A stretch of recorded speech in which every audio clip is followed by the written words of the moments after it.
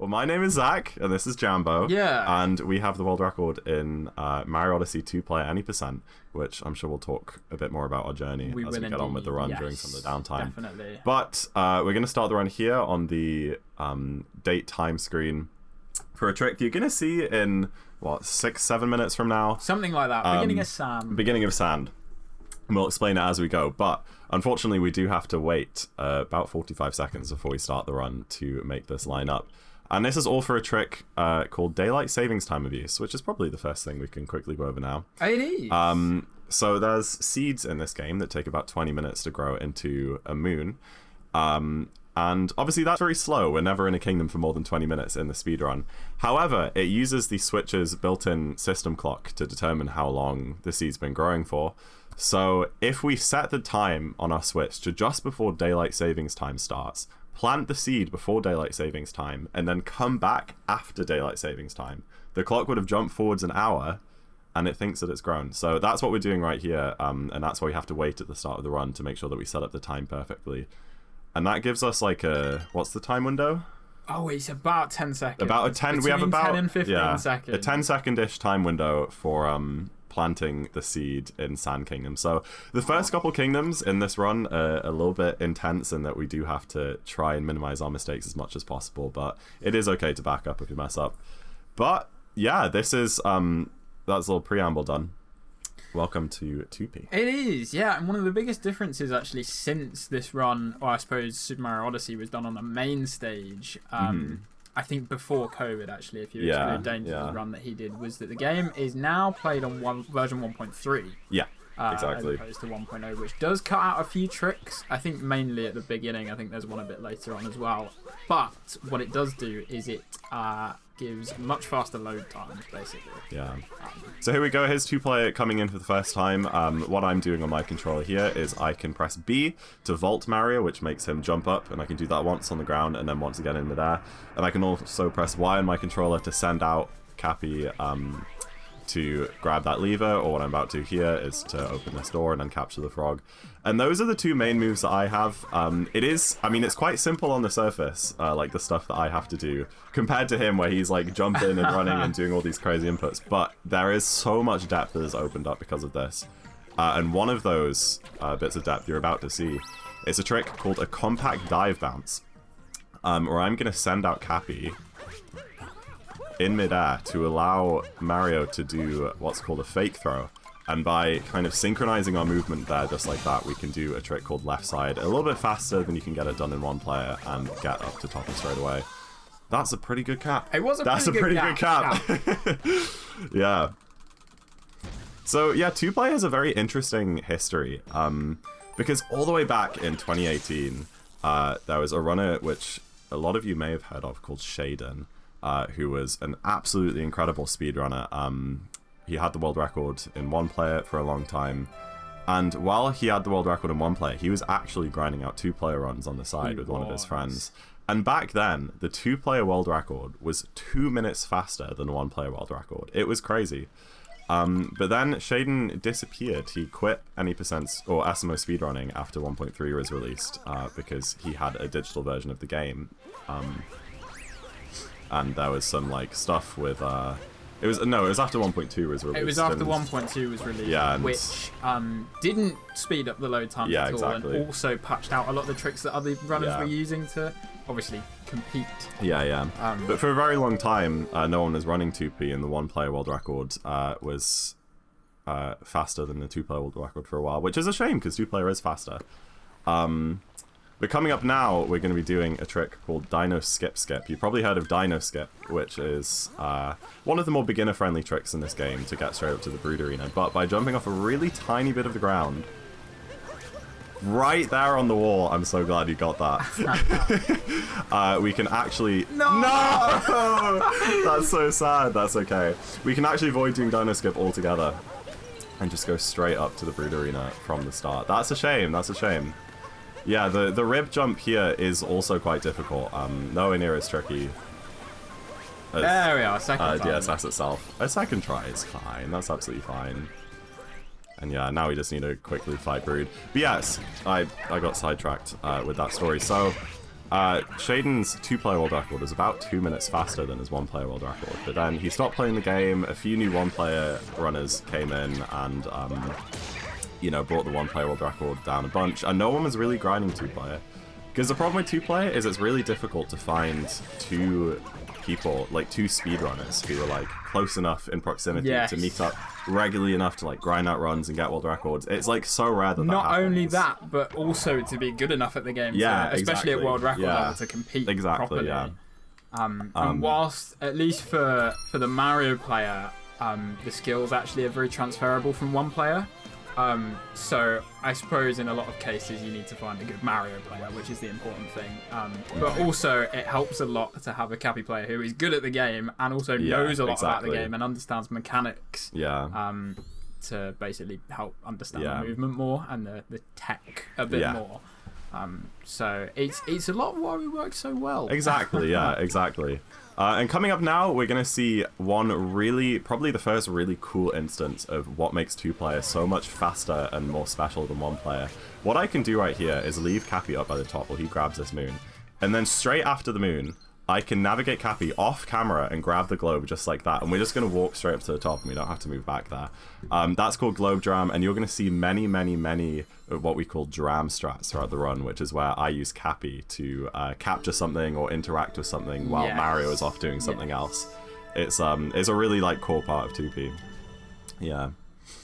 But yeah, so as we were saying, it's very hard to find 2 runners who are able to compete at a high level in 2P. So for a long time, 1-player was the faster category until 2 French runners, Oral Me and Parasite, came into the picture and started grinding out runs.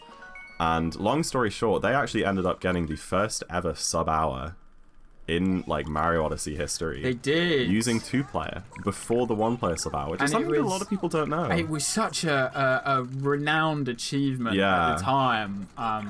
And it was just completely overlooked that 2-player actually did it before no one really 1-player. knows that, but it's really incredible that they managed to do it. And it was almost like it was 2 or 3 weeks as well before something 1-player like that. managed to do it. It was quite a big chunk of time. But then as things happen, Ormley and Parasite kind of stopped playing, and then the 1-player world record got faster again, and then for a couple of years, 2-player didn't really have any action. And that's where we come in. So we found out completely coincidentally that we were going to the same university.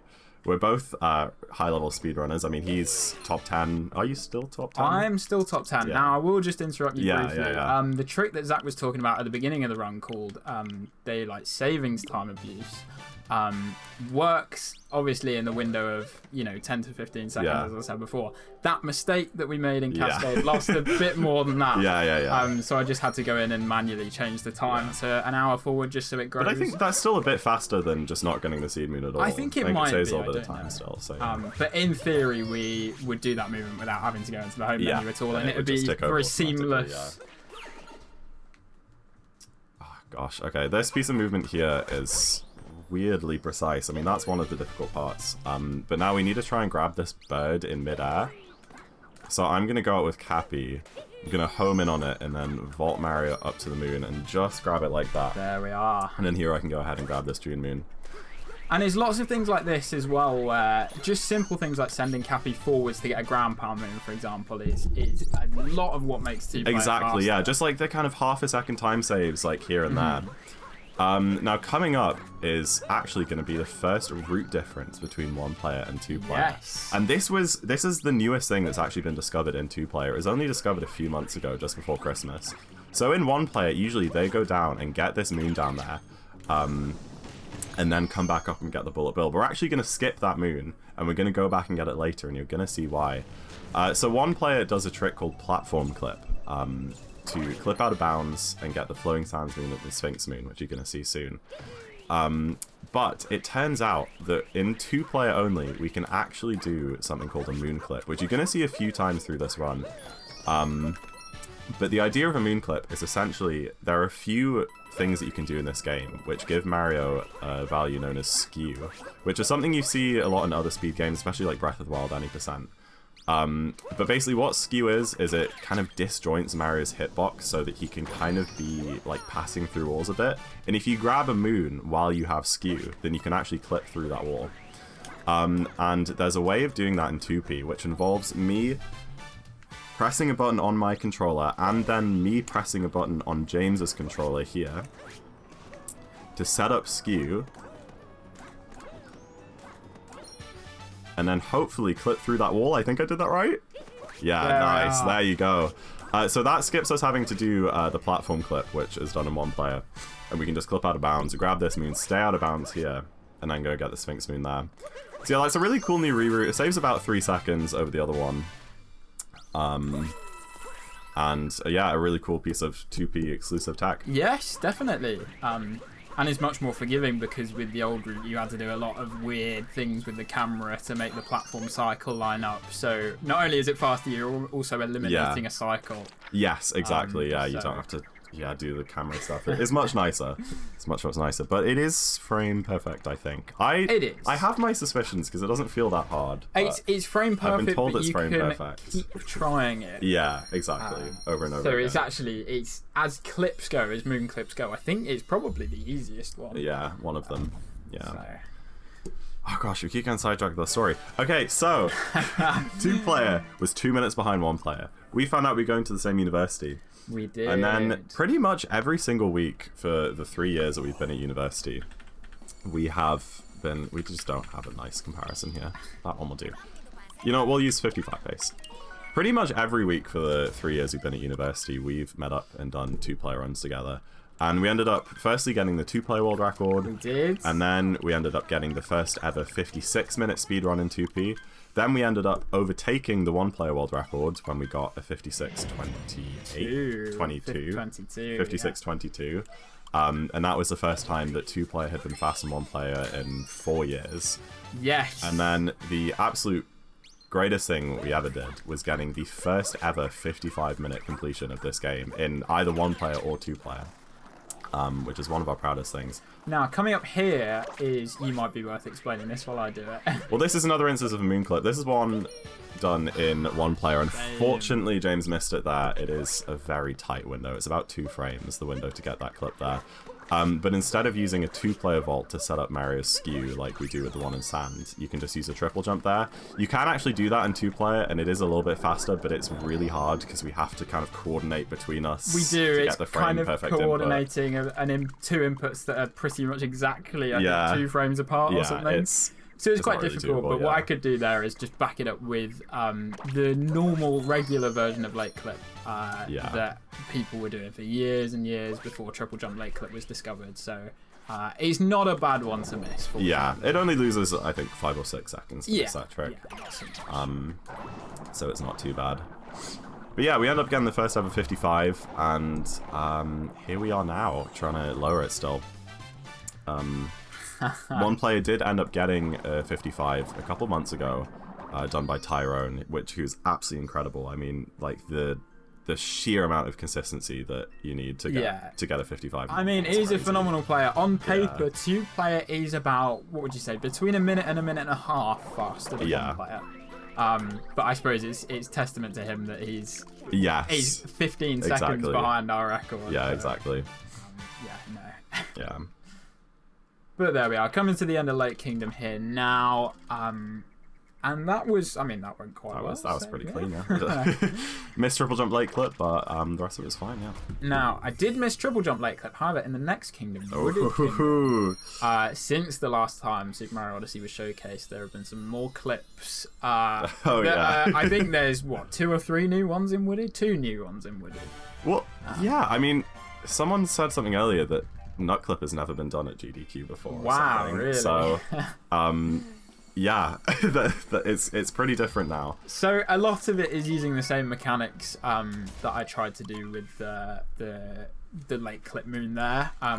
That essentially use the triple jump. However, in 2-player, you'll see when we get up to them that we can actually do some vaults to clip through. Yeah. Which makes it at least much easier for me, at least. Yes. One of these clips coming up near the end of the kingdom, I'm gonna again have to reach over and press a button on his controller because again we just can't coordinate pressing buttons between us like that. But the first of the clips, Nut Clip, is one of the biggest time saves actually in the run. It saves about 25 or 30 seconds. And it's also one of the easier moon clips in the game. It's done at kind of a more intermediate level, whereas most of the other moon clips are quite an advanced level trick. So yeah, well, you're going to see that coming up in a sec. One thing before then is there's a couple of cool examples of two-player movement here. Usually in one player, you capture an up route, which is the raw onion with the stretchy legs, to get up to this movement. In two-player, using some vaults, we can literally just... Oh, nice. We can just climb up straight away like that without even having to capture the guy. And then over here, we're going to be using another compact dive bounce, where I send out Cappy, he fake throws, dives, and then I vault him out of the dive. Just drop my input there, yeah. That's fine. You just do that. No. Did that work? Oh, no way. Oh, no clip. Oh, that's so sad. It confused me that Cappy was on top of the nut there. Yeah, that was really weird. Oh, wow. No, the backup isn't too difficult. We are going to have to get a story move. Is it just the piranha? Yeah, it's just the that's piranha, fine. So. Yeah, so ideally we wanted to clip out of bounds on that nut. It's actually not too hard of a trick, but yeah, the setup was kind of weird, so we're going to have to get an extra move somewhere else to make up for it, but it's not too much of an issue. That was such a rare mistake as well. This won't happen on the stage, we promise, no. we promise. We will get nut clip. Okay, the next moon clip and wooded is coming up. This one's called maze clip. This is, in one player, where you do using a triple jump, the hardest one in the game, but in two player we can do a kind of easier setup here with a vault. I think that misses. I think was maybe a frame too early on the cap throw. But it doesn't really lose any time to go for, because we can just, leave the maze as we would anyway if we didn't get the clip there. We didn't kill the piranha. I didn't, but I can do that on the way. So. That's fine. That's so sad. I mean, maze clip is frame perfect, so it makes sense to double vault here. Nice. A big part of two-player actually, and it comes into light when we're doing backups, is that we have to talk a lot. We do, yeah. Right on the fly and improvise just to come up with backups like that. Exactly. And that just comes with time. We've gotten very coordinated between us. Yes, exactly. So I'll just do the one-player roll cancel here.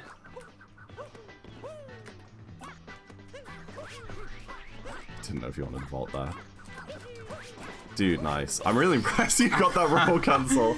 Now, an interesting thing to point out about two-player is that it makes some mechanics slightly more... What word would you say? It makes some little mechanics harder. Yeah. Specifically, this bit of tech called a roll cancel, which is where you kind of throw Cappy out to conserve your momentum. In two-player, they're actually frame perfect. Yes. So you have to press the jump button and the cap throw button on the same frame. Which isn't like super hard, but there's loads of little things like that. The roll cancels and the buffer windows for certain inputs, which basically means how early you can press a button to still get a move before you would be able to do the move. Stuff like that is like dramatically shorter in 2P, so you kind of have to be much more precise with your inputs as Mario, and that is something that throws a lot of people off from the category. Yes, yeah. Because you kind of press buttons and you just don't get the inputs out, and it can be really frustrating, but it's something you get used to over time. You do. There's a lot more actually that you have to think about as Mario in two-player, as the Mario player in two-player, I mean. Because not only... Oh, come on. Not a single one. Not a single moon clip. Yeah, so that was the third moon clip that we were talking about, where I have to press a button there on the Mario controller. Again, not an issue to like miss it. You just have to go around the normal way, but in theory we can clip through the wall there and then just roll straight into the moon. Yeah, and that one saves. It's about the same as some of the others. It's about 5 or 6 seconds. So yeah, no, a handy couple of tricks if we do get them. But yeah, unfortunate, but luckily that is pretty much the last of the frame tight tricks for the run. Yes. Early game in Mario Odyssey is so intense. It's like so full of these like ridiculously difficult tricks with like 1 or 2 frame windows. Mm-hmm. I mean, we have the moon clip in sand, we have triple jump lake clip, we have maze clip, we have pipes clip, or the last 2 being in wooded. Yeah. But once we kind of get out of wooded, things start to ease off a little bit more, and the next 2 kingdoms are actually much more movement based. It's a lot more just about kind of being consistent, trying to take jumps as fast as you can and as tight as you can, but without, you know, bonking on stuff and falling down. And also, a lot of the rest of the run, the talking points are mainly about routing as opposed to tricks. That's a great point, yeah. As you'll see a bit later on. So there's a nice kind of wide showcase of things in this run. Exactly. Yeah, but this is just the Bowser fight. He's a very boring fight in the speedrun. We can do a little trick here called Fast Hats, where instead of him throwing the hat at you, you grabbing it and then chasing it around the arena, you can actually grab the hat the second that he throws it and hit him before he gets a chance to jump onto a different platform. But this is a very approachable trick, actually. A lot of runners at even more of a beginner level do this one, because the capture timing is quite lenient there, so yeah, but it does save a good amount of time. Oh, there's only one tail swipe there. Nice. So yeah, Cloud, very, very short kingdom in top level speedruns. And another fairly short kingdom coming up is Lost. But a much more difficult one. Much more difficult. Lost is very intense. It's really quick how fast you get all the moons. They're all right next to each other, just on a path around the kingdom. There is a big bird here that usually tries to steal your hat, but we can do this jump here off the tree called Calypto's Skip. It's okay, yep. I'm gonna one player this. Yeah, that's fine. And then spin palm on top here. Okay, nice. So by going up here, we can actually avoid the loading zone for the bird Klepto to come and steal your hat. So we can avoid that whole kind of... Oh, no! Darn it. Unlucky. Why did that happen? That's I don't know. Weird. I think you might have tried to send yourself out too early. I'm not sure. Something like that, yeah. But we get to try this trick again. Nice. There we are. First try. A lot better. Yeah, let me just do this. There we are. That's what we're trying to do. There you go. Yeah, Lost is really annoying because whereas in a lot of kingdoms, if you kind of miss a jump or a trick and you bonk or something, you just kind of fall down onto the platform, you retry it, it loses a few seconds. Lost is covered in poison. So it is. Even small mistakes like that one just lose so much more time. So this is a kingdom where you have to strike a really careful balance between doing stuff that's fast, but also trying to be as consistent and safe as possible. I was not expecting that. You're fine, don't worry. Nice. Yeah, an important part there, actually, that we've just done is triggered, what do you call it? A klepto cut? It's not a cutscene, really. No, yeah. Basically, it means that we can now kind of go throughout the whole kingdom without... I didn't get speed there. Did you not? Okay. No. That's fine, we'll just do it. Just jump on top, yeah. Jump on top of the cage. So yeah, as soon as you enter the kingdom, there's this trigger zone, where basically if you go past a certain point, I think it's supposed to be once you go on this bridge here, Klepto basically takes Cappy away from you.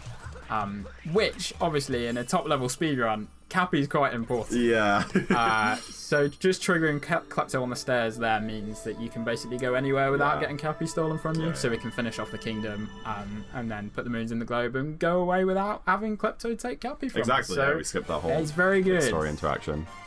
But yeah, the trick that we just did was one called Cage Triple, where you can, you know, have the Tripetal who's holding Cappy aim at you as you're jumping over to the cage, and kind of hit it in midair.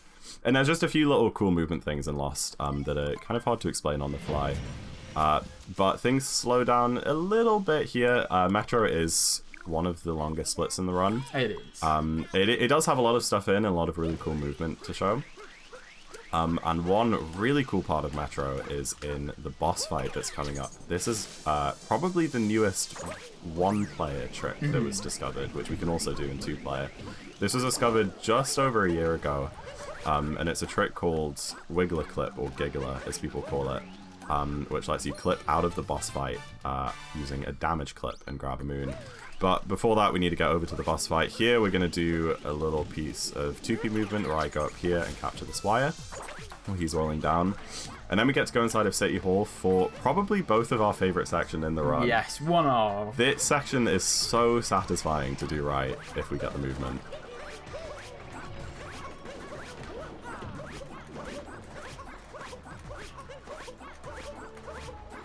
Nice. Sorry, I was a bit early. Not to mention, this is one of the sections that also takes the most focus. Yes, so... yeah, you have to count there, and we actually go so fast that the camera doesn't keep up with us.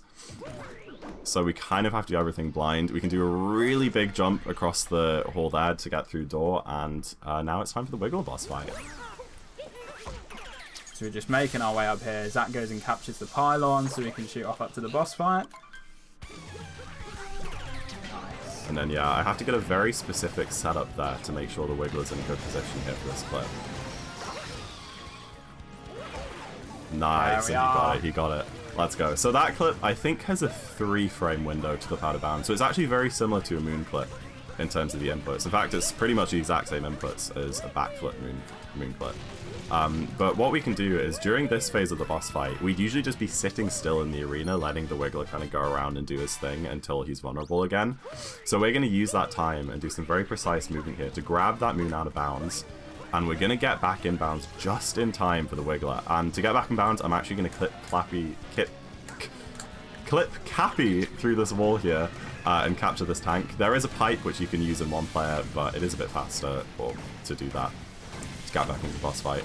And we get back just in time for him to become vulnerable to hit him for the second phase. And now we leave Night Metro without having lost any time. Yeah. But with an extra move. With an extra move. Which we then don't have to get in Night Metro. Yeah. It's a really cool trick, and it's actually the inputs to clip out of bounds there are pretty much exactly the same as moon clips. So it's not like players had to really learn a new type of thing. Yeah, exactly. But the hardest part is just setting up the Wiggler to be in the right position to clip there. It can really suck. And yeah, like J-Bad said, I went out to get the heart there because there's a little animation which plays if you grab a moon with less than 3 health of your health filling back up to 3. So we can grab that heart to skip that animation too, which saves another second or so. Yes. And altogether, I think, how much does it save? About 7 or 8 seconds total? It's like 5. Maybe in 2. Maybe in 2 player it saves a bit more. But, it's around there. It seems to be that a lot of... don't worry. It seems to be that a lot of tricks in this game save around 6 seconds, give or take.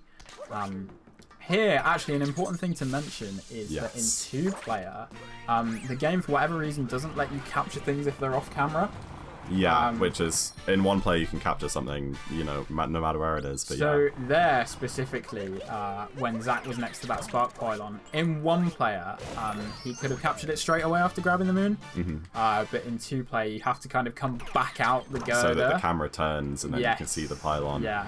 It is. We reckon it's. We're not sure why it's like that. We reckon it's Nintendo trying to stop like little 6-year-old Timmy playing with his brother from like going and capturing something halfway across the map. But it can cause issues and be a bit slower in the speedrun. And for one of the big drams coming up in a second, that's going to be quite important too. And another important thing to note about 2-player is that you actually can't bring Cappy too far away from Mario. There's a certain amount of range which Cappy can be away from Mario. And if you try and go outside of that, he just kind of gets stuck against like an invisible force field, which does restrict a lot of the movement we can do. Nice. You know, we can't leave Cappy like halfway across an entire kingdom to do something.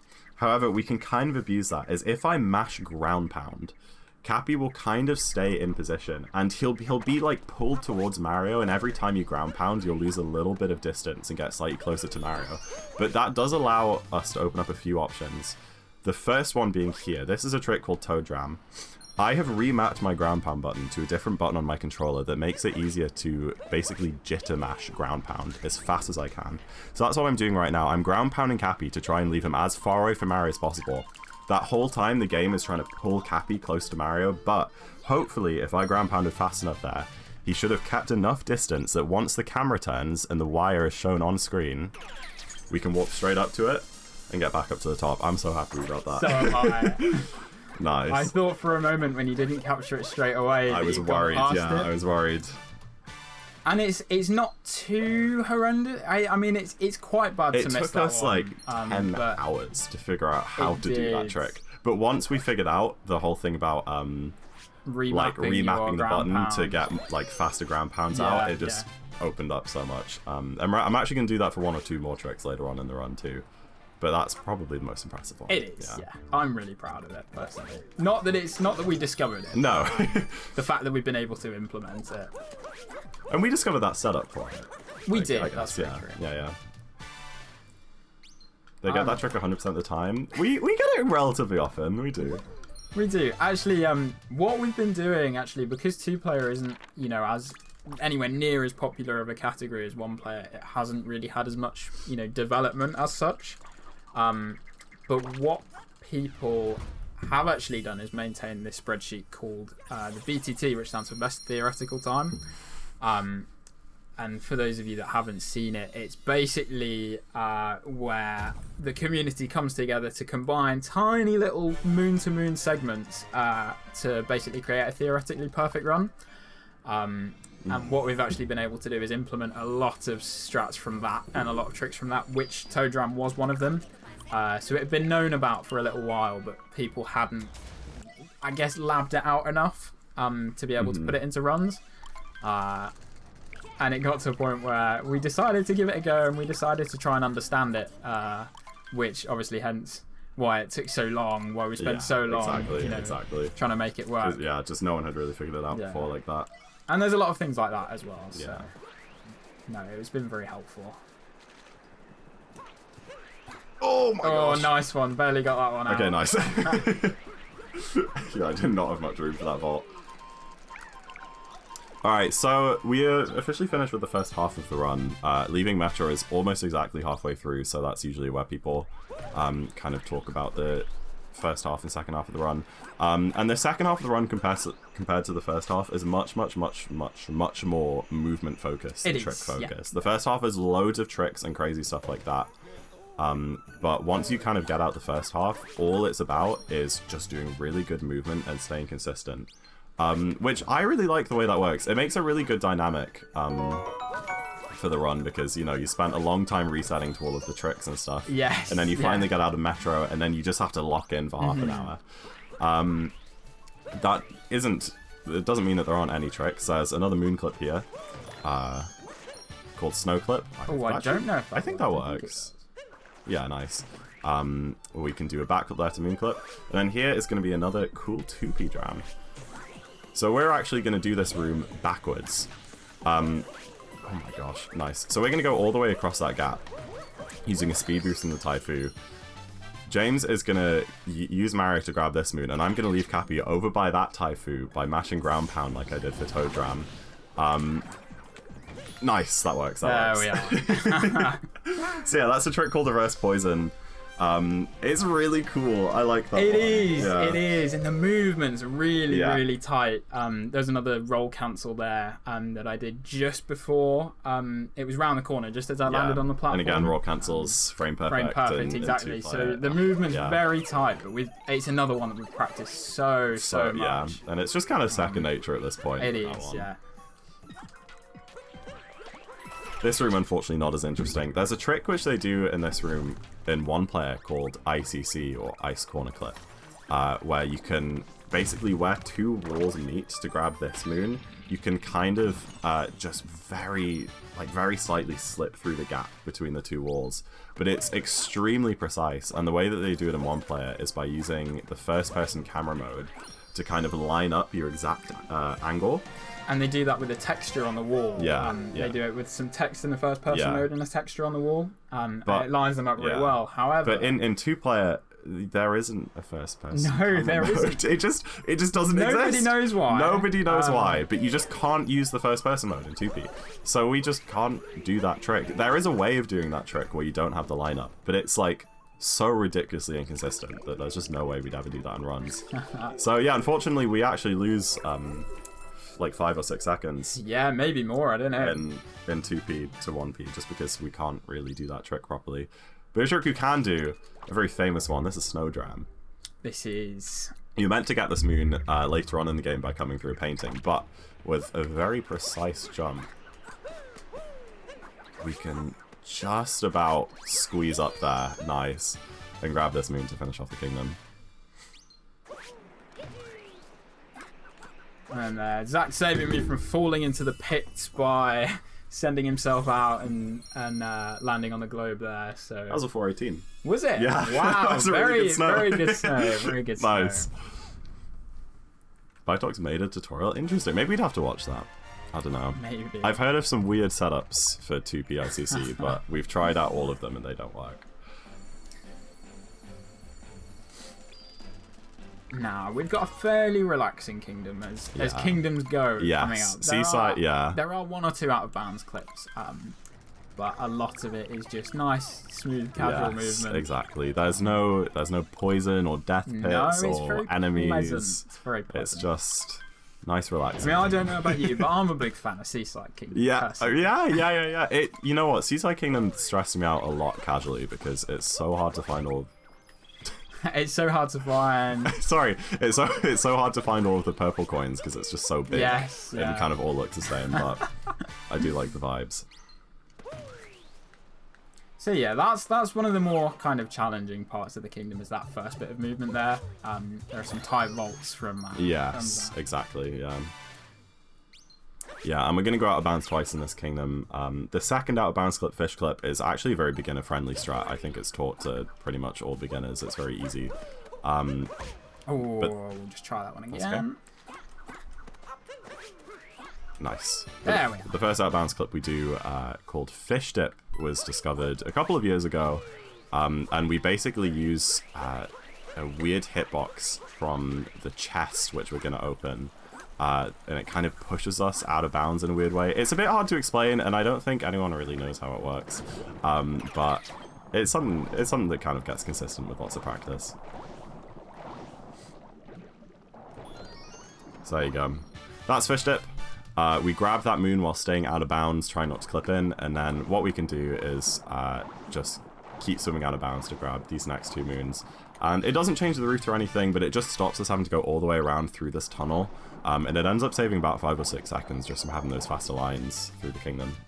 It does. Actually, one thing that maybe you glossed over earlier is on the way to that trick, in 1 player, what people do is they go and capture a cheap and basically swim all the way over to that chest. But what you can do in 2 player is if you time your vaults well enough, you can just vault across the surface of the water and keep full speed.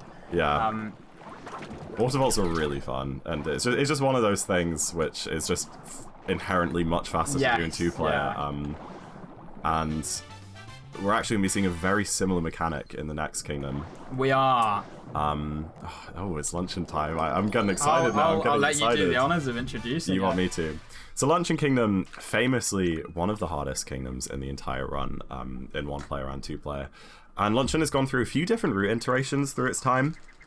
The fastest route now in 1 player is a route called Sputeless, where they skip the Spute boss fight at the start of the kingdom, and then that messes with a few things later on. It doesn't spawn some of the enemies, it doesn't spawn one of the other moons, so you kind of have to do some weird stuff. And that's what we did for a while. But we were thinking, and in this Sputeless route, which is normally done, there's a little bit of backtracking involved. You have to go to the town area twice, and we were like, that kind of seems slow, but it does. There just wasn't really a way around it. However, we realized after hours and hours of testing that using some 2-player tech, specifically some lava bouncers, where we can use 2-player vaults to bounce over lava in a way that you can't really do in 1 player, is actually possible to reroute this entire kingdom in a way that makes us not have to do any of that backtracking that I mentioned.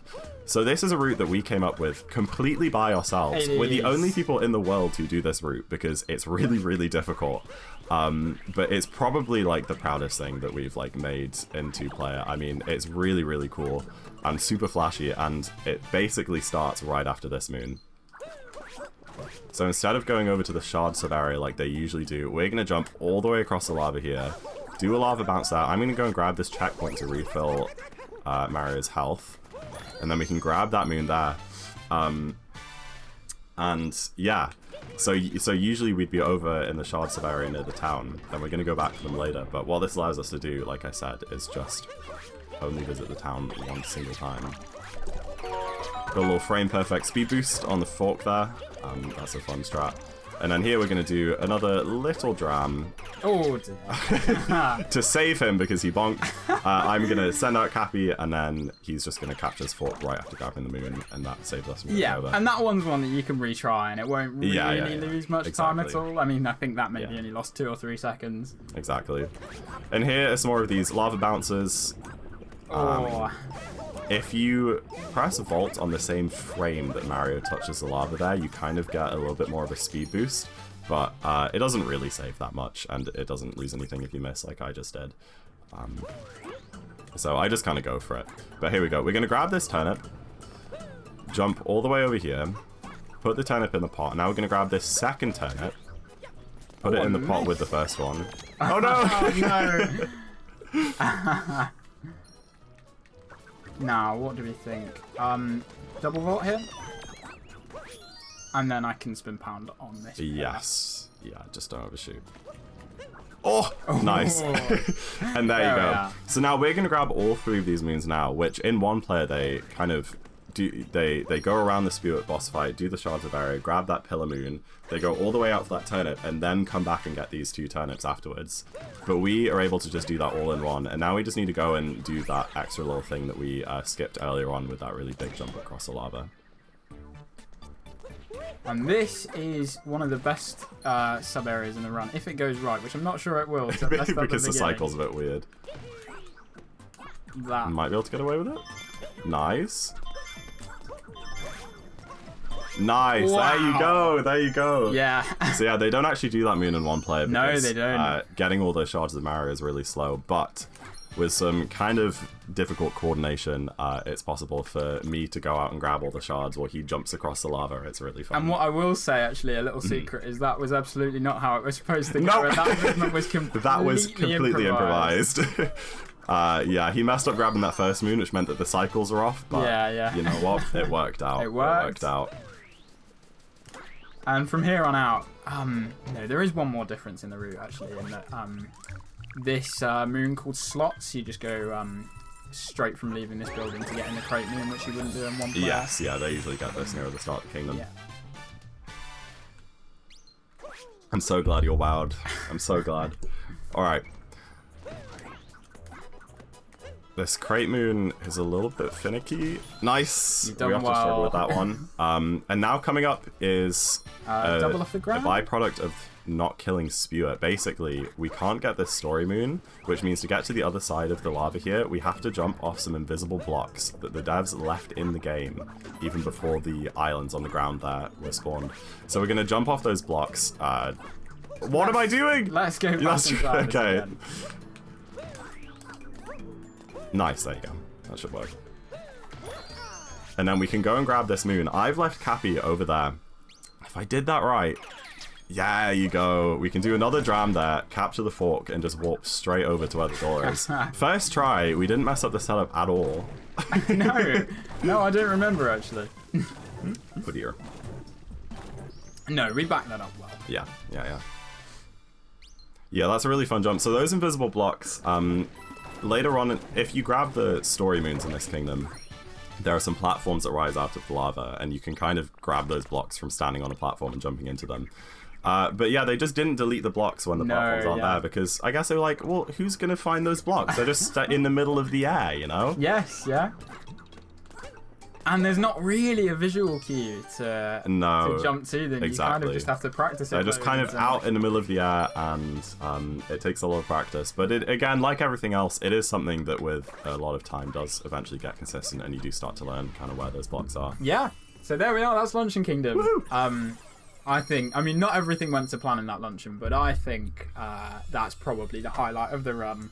Absolutely. We love getting to luncheon.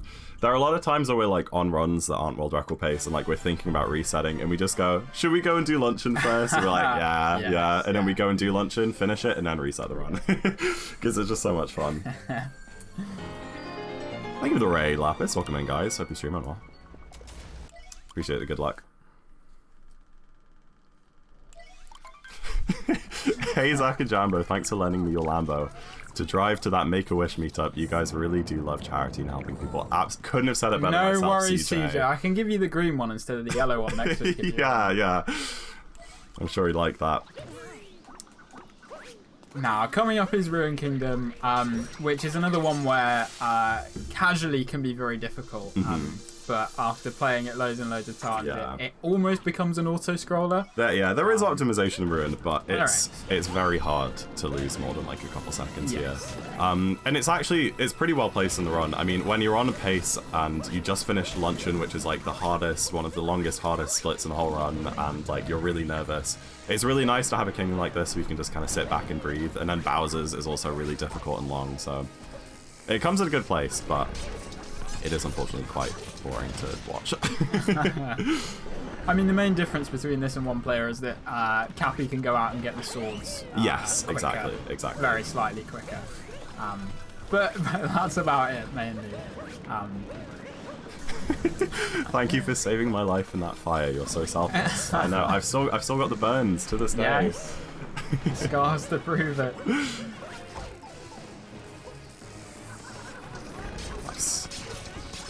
So yeah, I'm basically, what James is doing there is he's just walking Mario towards the swords, and I'm just mashing the cap throw button on my controller so that Cappy goes out and grabs each sword that he's facing. It's like, it's pretty simple, but it is fast.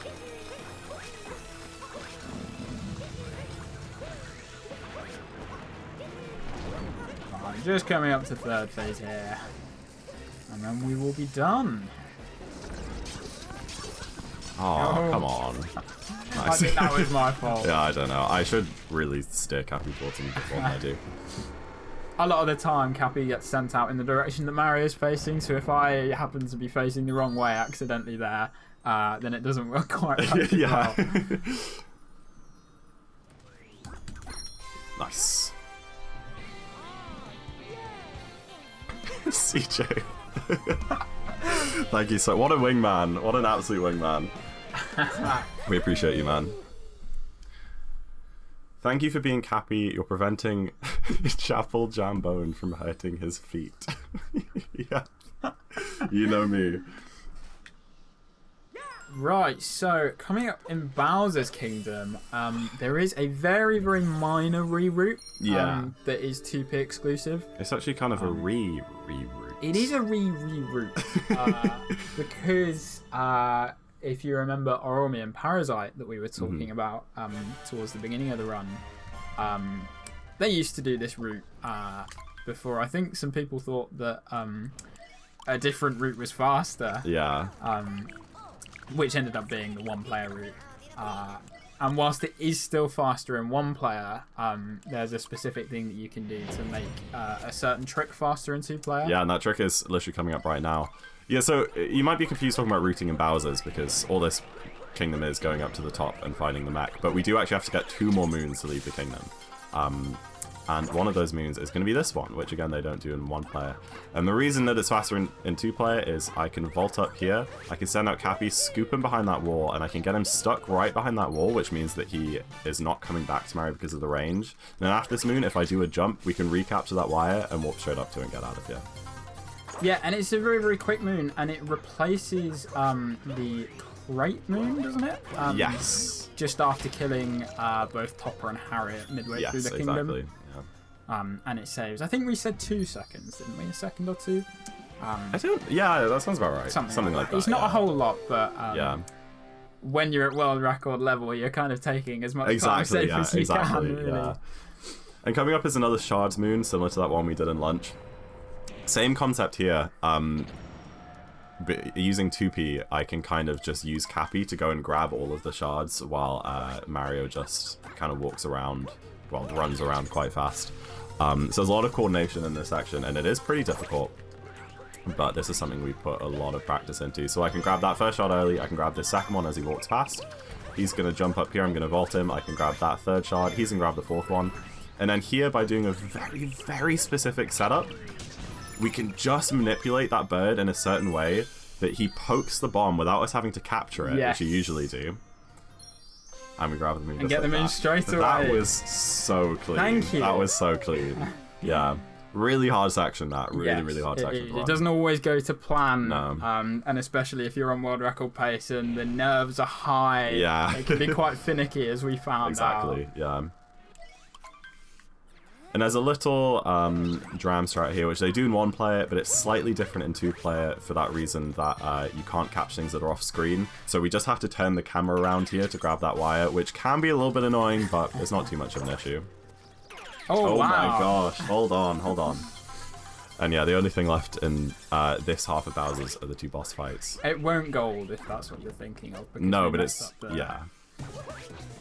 Anyway, just fighting Topper and Harriet here. Yeah. And it's pretty much the exact same as in 1-player. But that doesn't mean it's not cool, especially the Harriet fight. Topper fight, quite standard. However, the Harriet fight, that was a new strat discovered a few years ago. Which I don't think anyone really knows why it works. No. But if you throw 2 bombs towards Harriet and one of the bombs hits her, the other bomb that's in midair will just kind of sit there floating. But it does require quite a specific setup. And the window is a little bit tight to get it to work. But there you go. So you see that bomb is now floating there because it was in midair while the other bomb was hitting her. And what we can do is hit this bomb back towards her, and then she'll immediately take damage on the second phase without even having to pull out another bomb there. So that saves a good couple seconds. It's not too difficult, but it is a really fun one. And then I'm just going to use Cappy here to hit the 3rd bomb back as early as possible to hit her there. That was a very good bunnies. Very good bunnies. Yeah. There was only one single mistake in that, and it wasn't even really a mistake. No. It was just you ledge grabbed on that one bit before bird dram. Yeah. And that's an awkward part anyway. That's crazy good. 401? Nice. Yeah, 401. Nice stuff. Yeah, this run has definitely improved a lot after first half. I mean, yeah, exactly. First half, like, super trick heavy, super consistent. Second half, it's just about movement and going. Yeah. Now here, the mech split, i.e. the second half of Bowser's, is about 10 seconds faster in 2-player because we're not grabbing this crate moon here. Yeah. Instead, we're just jumping straight up here and vaulting all the way up to Yes, this exactly. here. And we're skipping the moon that's down there, which I usually get. Yeah, this split doesn't even have much movement. It's basically just grab the bird, climb up to the top of the kingdom, and then fight the mech. The mech is honestly such a good boss fight. It's like easily the best boss fight in the game. It's really fun. And you might remember it if you played this game casually as being pretty difficult and long. You usually have to grab a Pokio, shoot bombs into its legs, make it topple over, do that 4 times. We're not going to do that. What we can do is we can jump up to the top of the mech right at the start without even capturing a bird by climbing on a little bubble on his leg there. And then every time that he flings us off here, with some very precise mid-air movement, we can jump back on top and then hit each bubble one by one and take it down without even capturing a Pokio or like staggering it once. Excuse me. Unfortunately, we have to sit and wait here because the bubbles are invincible while he's running around. But then for the last bubble, we're going to do a trick called Target Acquired, which is quite different in 2P because I'm going to leave Cappy on top of the mech and hit this final bubble while Mario's in midair. So I'm going to set him up in a very specific spot, wait for a very specific time, and ground pound. And Cap will go down and hit spew it there. Yes, and that was always really, too early. It was very early. I do apologize, but it worked. Yeah, really, really fast boss fight in the speedrun. Yes. Super, satisfying to do, but also very difficult. Very difficult. We've killed a few runs for that. Yeah, we have. So there we are. There's only one kingdom left now. One more kingdom. And it's really easy, and there's no tricks or difficult things or time saver. It's pretty much just a free stretch home now. Like, it is guaranteed that we will finish this run in a pretty good time. Of course, and of course Zach is completely joking because there are a couple of tricks coming up that are absolutely brutal. Oh yeah. So we shall see. One of them is a very, very cool 2-player exclusive trick. It is. Yeah, a lot of you guys have probably heard of a trick called Moon Cave Skip. It was discovered pretty much the day after the game came out, or sometime within the first week that the game came out. There's a section in Moon called the Moon Cave, which usually takes, for a casual player, maybe like 10 minutes to get through. For a speedrunner, still maybe 2 or 3 minutes. It's like a big, long gauntlet section with like lava, and there's a boss fight at the end. And actually, you can skip that entire section by doing some kind of weird wall jumps off of the Sphinx at the back of the kingdom. It's a very beginner-friendly strat, super easy. Like, almost anyone who's done a speedrun will have done that trick because it just saves so much time. But of course, we had to go and make it harder. Yes. Yes. Using 2-player, we can do... I don't even know how to describe this one. It might just be one that we just do and let people enjoy. Watch. Yeah. But basically, we're not going to go anywhere near the Sphinx. We're going to use some very specific exploits in the way that the rocket flowers in this game work, which are these little flowers that give Mario a big speed boost when he runs. So we're going to use some 2-player specific stuff and some very precise inputs to hopefully do a trick called 2-player Mooncave Skip. And I am going to grab the checkpoint here just so that we can retry it if we fail. Usually, if we fail, you just go and do the 1-player method, but we want to show you guys this trick. We want to show you guys this. Let's see if we get it.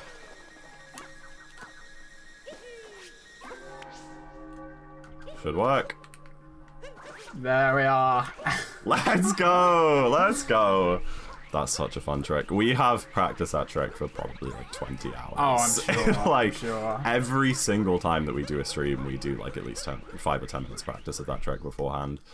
But it's really clean. It saves about 5 seconds. Yeah, I don't know. I love that one. I love that one so much. I'm gonna log off IRL. Yeah, I don't blame you. Nice. And then this is Final Bowser Battle. Is very, very, very similar to the Cloud one. We're going to do fast hats to grab the hats a little bit earlier, but there's not really too much here. It's a bit of an auto-scroller. And a good time to breathe before the last section of the run. Time to calm the nerves. Time to calm the nerves. Because if you think you've seen some crazy tricks, if you think all of the frame-perfect moon clips and crazy 2-player drams across the kingdom were insane or difficult, you haven't seen the worst of it all, because the next trick coming up, called 2DSS or 2D Skip Skip, is widely considered to be the hardest trick in the whole run. Very few runners do it in runs. There's probably only maybe 20 people in the world who do this trick in runs out of the thousands upon thousands of people who have runs submitted. And basically it allows us to skip the 2D section and the escape section, which is usually pretty easy. And it basically abuses some very dodgy hitboxes on the wall outside the 2D section, which you can just barely jump off using Bowser. It's something. It kind of makes sense when you see it, but I do want to make people understand that this trick is incredibly hard. You have to do, I think, 7 or 8 of these wall jumps, and each of these wall jumps is incredibly precise. There's like such a tiny, tiny amount that you can jump off. And when we were going to get a 55 or a sub 56 run, we went back and counted, and we in total killed something like 20 different runs to this one trick alone. Yes. So why do we do it? Because it saves 10 seconds. It saves like a lot of time. That's a huge amount of time save for this game. I mean, again, like excluding like Mooncave Skip, the next biggest time save is Nut Clip, which saves like 25, and most are under 10. So I'm actually done now. I don't have any more inputs. This is all on James. So let's see if we get this. So there you go. You can see these tiny little jumps. You have to go in and out around the wall. And with the second try, not bad at all. Not bad at all. Not bad at all. That actually saves time over our world record. In our world record, we failed that quite near the top and lost like 10 seconds or something to it. Very nice. Well done. And yeah, it's pretty much a home stretch from here. Just the pillars section left, which is about 1 more minute. All you have to do is shoot some fireballs at these pillars. It's there is a bit of optimization here, but it's not too bad. This Jambo guy, he's very, very good. He's very good at the game. So yeah, I just get to sit and encourage him and try not to put him off by staring too hard.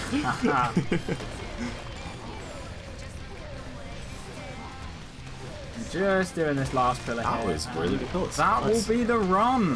Very good. As soon as this stone's been broken away and we jump into the wire and shoot off, that will be time. So what's that going to be? A 57, 52? 57, 52. Not bad at all. Not bad at all. And that is Super Mario Odyssey 2-player any percent. Yeah. Hope you guys enjoyed the run. There's so much to talk about. I mean, again, we've spent years and years putting together this run, like slowly building it up. Slowly building up our strats and starting to understand like how each other works, make backups at every single thing, and like we could spend hours and hours like scrubbing through each individual piece of movement and explaining all the different little things go into it and all the different little things we have to coordinate and stuff. But it is so worth it. I mean, like again, this speedrun is so cool. It's so cool that we were lucky enough to be at the same university. I know. Be able to do this and make 2-player faster than 1-player again, which again it hadn't been for like 4 years. And yeah, I don't know. Do you have anything else to say? No, I think that's everything. Right. I think we've covered the lots. Well, I appreciate excuse me, oh my gosh, got a cough. I appreciate you guys sitting with us while we did that. I hope that you guys got something from that. Maybe you learned something new about 2P, and yeah, we'll get into world record attempts very shortly.